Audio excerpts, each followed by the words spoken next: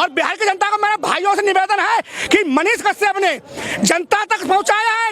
अगर नीतीश कुमार तुम्हें जहां पर भी मिल जाए तो नीतीश कुमार, तेजस्वी, लालू, मगर जूता से वो हमारे लिए लड़ रहा है, लेकिन हम साले जाति में बटे हैं बिहार में। हम ये कमी हमारी है, ठीक, कमी नेता की नहीं है, कमी हमारी है, हम जाति में बटे हुए हैं। बिहार में अभी भी है, बिहार में अभी भी है, और उसी गुंडागर्दी के आधार पे ये लालू के कुंडवा जीतता है। लालू का औकाती क्या था आज की और सरकार की नहीं है, गलती हमारे जैसे कुत्ते बिहारियों की है। वो तो ये अब हम अपने यादों हैं तो हम यादों के ही देंगे, बेशक वो साला हमको लूट के खा क्यों ना जाए। तो वैसे पत्रकार जो सही दिखा रहा है उसको तो जाना ही जाना है भाई। और नहीं, वो तू ये चीज नहीं दिखा रहा है, वो हमारी मानसिकता दिखा रहा है। जो तुम जिस लायक हो उस लायक कर रहे हैं। जो आवाज उठाएगा, उसको अंदर ऐसे ही डालेंगे। ये जो है ना, ये गुंडा राज तो उन लोगों ने पहले से, लालू के टाइम से ही है। बिहार में बहुत सारे गुंडे हैं, माफिया बहुत सारे, लालू का भी है और नीतीश का भी है। हम साले यहाँ आएंगे तो बिहारी कहाएंगे। पहले बात, हम यहाँ आएंगे बिहारी कहाएंगे। यहाँ से घर जाएंगे, ठीक, तो हम चौहान हैं, चौहान कहेंगे।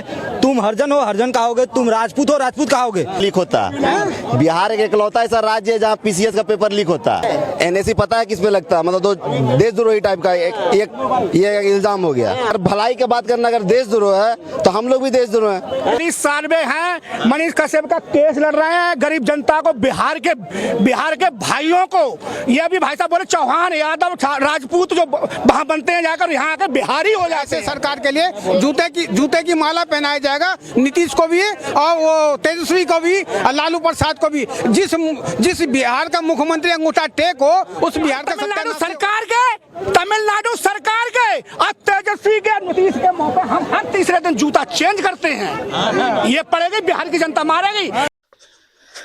वाह रे हमारे नीतीश बाबू, तेजस्वी बाबू, कितना अच्छे बात बोल रहे हैं हमारे बिहार के नेताओं के बारे में। ये लोग, कभी दिल्ली के लोग, कभी पंजाब के लोग, कभी असम के लोग, तो कभी यूपी के लोग, तरह तरह जगह के लोग इतना अच्छा आशीर्वाद दे रहे हैं। इतना आशीर्वाद, लाज शर्म का नाम तो खैर चीज़ है ही नहीं तेजस्वी यादव और नीतीश कुमार के पास। ये लोग अपना गंगा जी की नदी में जाके अपना ये जो लाज लोग है, ये अब सब धो करके आ चुके हैं। एक बोला जाता है, एक बेलज, गांव में हम लोगों को बेलज बोला जाता है कि सुनते हुए भी बेलज। नेता में वाकई में आज विश्वास हो गया। पहले लोग बोलता था कि नेता बनना यानी गाली सुनना, वही आज हो रहा है हमारे बिहार के नेताओं के बारे में। कितना अच्छा लग रहा है मनीष कश्यप के एक पीछा पड़ करके तेजस्वी यादव। अपना तो आप सत्ता गए, अपना सब कुछ खत्म हो गए। सुना ना, यहाँ के यादव लोग भी बोल रहे हैं हम यादव हैं, तो इसका मतलब क्या हुआ? हम तेजस्वी का सपोर्ट करेंगे, जो पढ़ा लिखा होगा उसका हम सपोर्ट करेंगे। इसका मतलब यहाँ हुआ कि मनीष कश्यप के साथ आपने जो किया, यहाँ के सारे समुदाय के लोग अब जातिवाद में नहीं बटे हैं। सब कुछ समझ रहे हैं कि जातीय जनगणना क्यों किया गया है, सब किसी के दिमाग में है, क्योंकि अब वो लोग अब अनपढ़ लोग नहीं हैं बिहार के लोग जैसा आप सोचते हैं। इसलिए अभी भी सतर्क हो जाइए। एनएसए लगा करके आप फिर से एक और गड्ढा अपने लिए कोड़ लिया, अपने पैर पर कुल्हाड़ी स्वयं आपने मार लिया एनएसए लगा करके। अब भैया बताओ, 1 महीना का स्टडी में है, अब कौन सा ऐसा खतरा पैदा हो गया कि आपने एनएसए का लगवा दिया?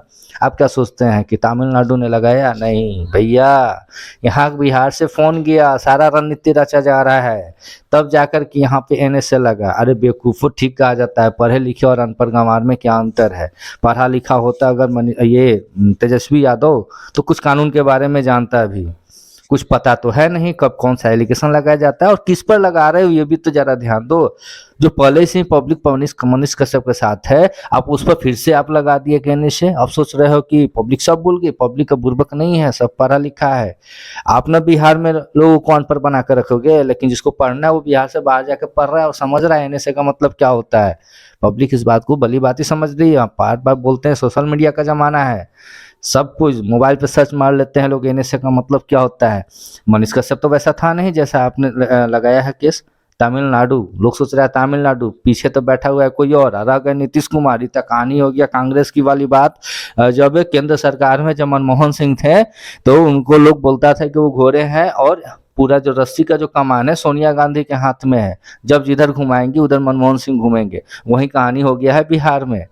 रस्सी है तेजस्वी यादव के हाथ में और बैठे हैं घोड़ा बाबू, घोड़ा के जैसे दिख रहे हैं। कौन?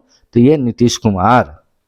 एग्जाम्पल दे रहा हूं कि कमान है, भले गृह मंत्रालय इनके पास है, लेकिन गृह मंत्री क्या बोलते हैं तेजस्वी यादव ही उनको समझिए, सारा प्रशासन उनके कमांड में है। नीतीश कुमार कुछ नहीं है, दोनों तरफ खाई ही है।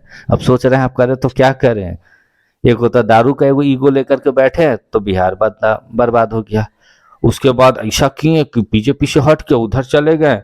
अब उसके कारण क्या हुआ, बीजेपी तो मलाई मारेगी, लेकिन अब तेजस्वी के साथ चले गए, तब इनकी सत्ता खत्म। गाली सुनो, सारे लोग तो गाली दे ही रहे हैं, सुनते रहो, अच्छा से सुनो, मजा तो आ ही रहा होगा। अब सोच रहे होंगे, माथा भी पटक रहे होंगे, अब हे कह के कहेंगे मीडिया के सामने नहीं नहीं सब ठीक चल रहा है, सब ठीक चल रहा है।